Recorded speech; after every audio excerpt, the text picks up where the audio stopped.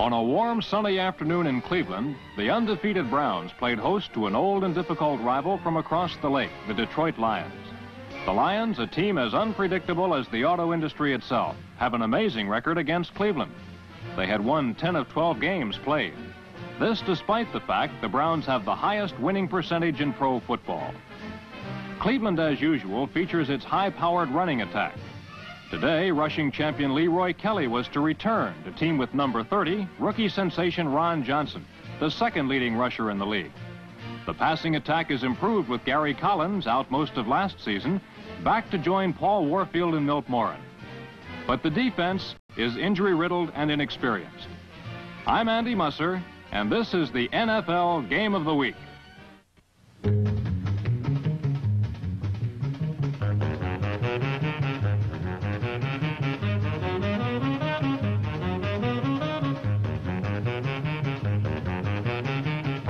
Neither team even threatened to score in the early part of the first quarter. Ron Johnson ran well for the Browns, but Leroy Kelly appeared to be somewhat off form.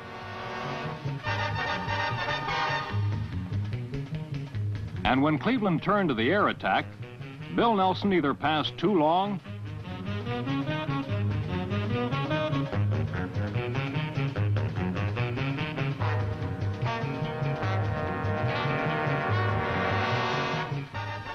too short,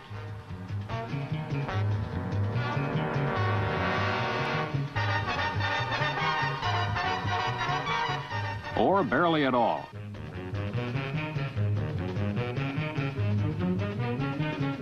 Detroit had trouble moving too. Holes either closed quickly for its runners or stayed open too long for its passers.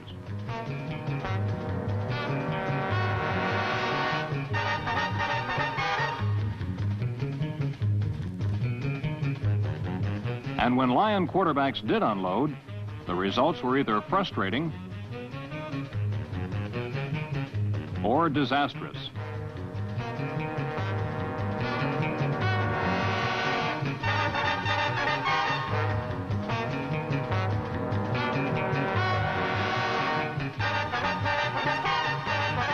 Late in the quarter, the Brown machine got grinding.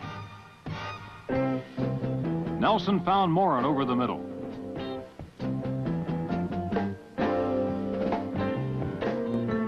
Then Paul Warfield made a sideline catch for a first down.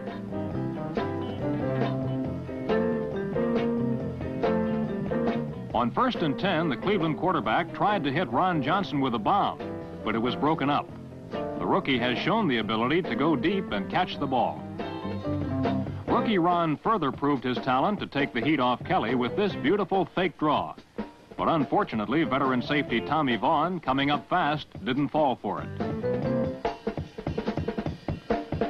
Faced with his first third and long situation of the day, Nelson nailed Warfield on a crossover for 24 yards and another Cleveland first down. A repeat of the play in super slow motion reveals Nelson barely got the pass off before being hit by Joe Robb. Warfield was stunned on the play by a fellow Ohio Stater, 11-year veteran Dick LeBeau.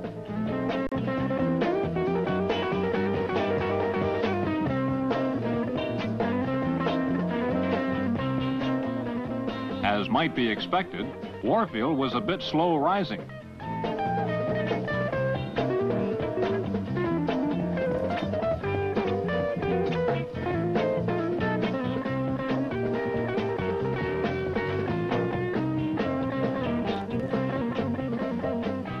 But the live all-pro flanker was soon back on his feet.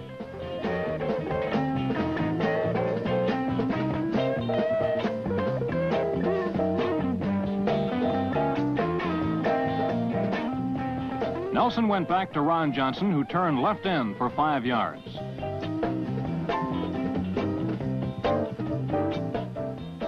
With 3rd and 4, Nelson went to meal ticket Gary Collins, who beat Lem Barney for 21 yards. Johnson hit the middle of the tough Detroit line and met a wall. Still, he fought his way to the Lion 3-yard line.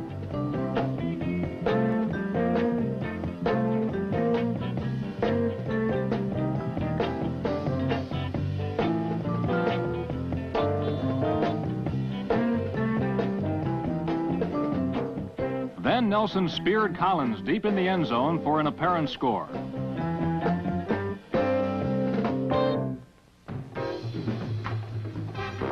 Another view shows a fake to number 30 Johnson held the Detroit defense long enough for Nelson to spot Collins.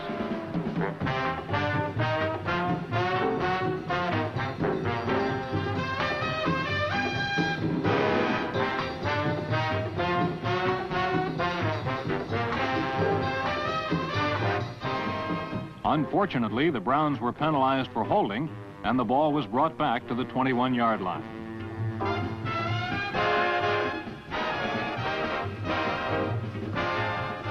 Unperturbed, Nelson calmly passed to Warfield in the left corner for the touchdown with 12 seconds left in the quarter.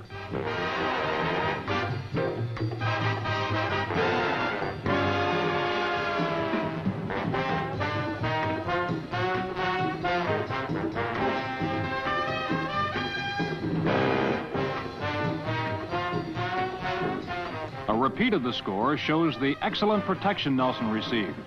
He was able to wait for Warfield's cut, which left his nemesis, number 44, LeBeau, sprawled helplessly on the end zone turf.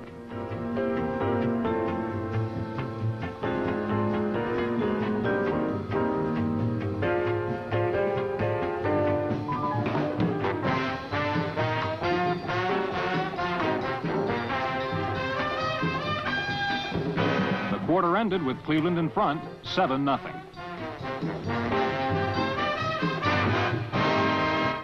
Rogaine Extra Strength is proven to work for 4 out of 5 men. I like my NLCS into extra innings tonight on ESPN Classic. This is ESPN Classic.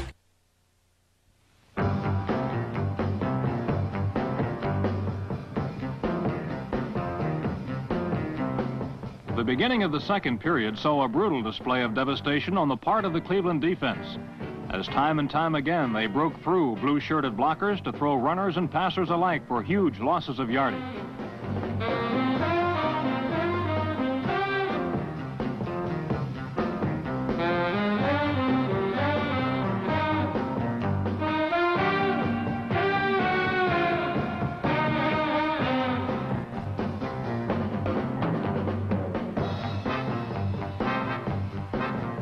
As you can see, yardage was not the only thing lost. A few tempers went by the wayside, too.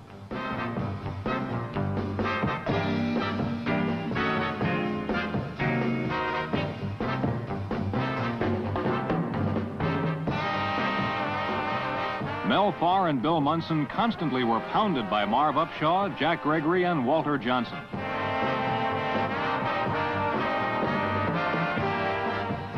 When Munson resorted to long-range trickery, he found Cleveland defenders waiting there also.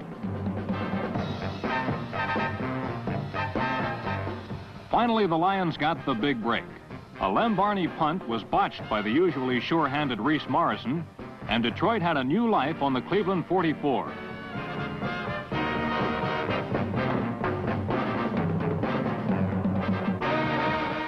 Bill Munson lost no time in capitalizing on the break. He threw to Earl McCullough on the Brown 28.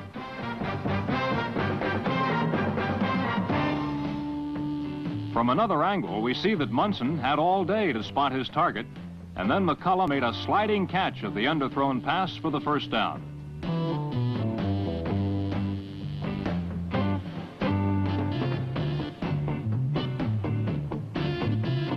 With 2 minutes to go, Munson came back to McCullough on the left side in the end zone, but he was double-teamed by linebacker Lindsey and rookie Sumner.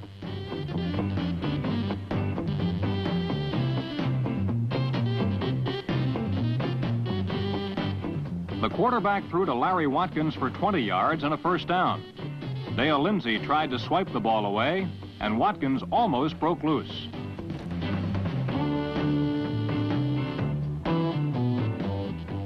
It looked like the Lions would go to the locker room tied when Munson hit McCullough for the touchdown with only 1 minute, 24 seconds remaining in the half.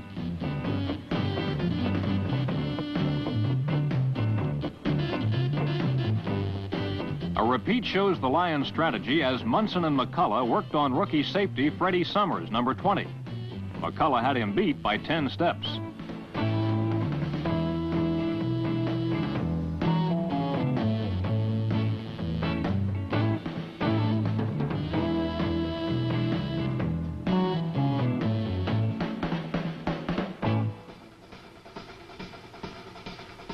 The Browns have a fourth dazzling running back on their squad. He's a rookie, and his name is Bo Scott, and he can run, this time for 65 yards to the Lion 36.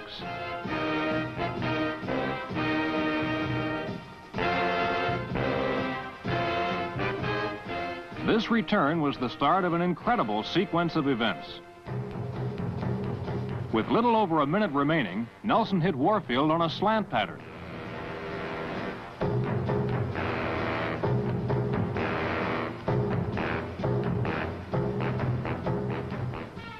Then All-Pro Lem the Gem Barney seemed to end the threat with an interception.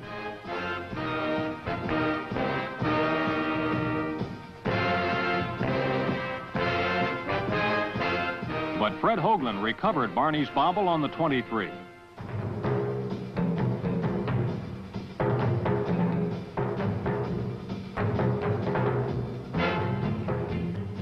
Bill Nelson pegged to Gary Collins for a touchdown with 34 seconds left in the half.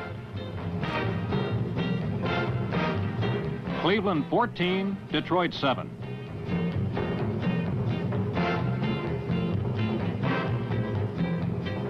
Marv Upshaw's kickoff was short but lethal as Charlie Lee recovered another Lion mistake on the 23.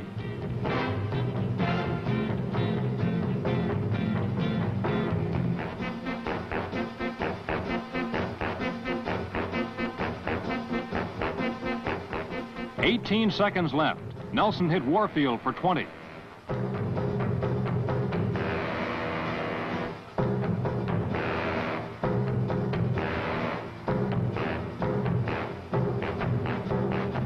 "10 seconds.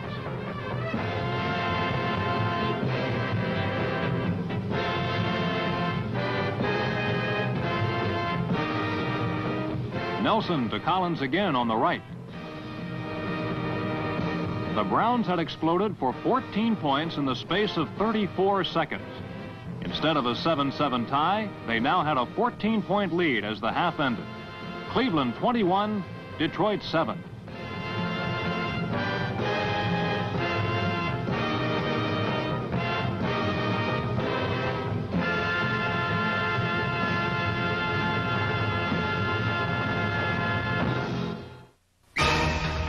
The jobs of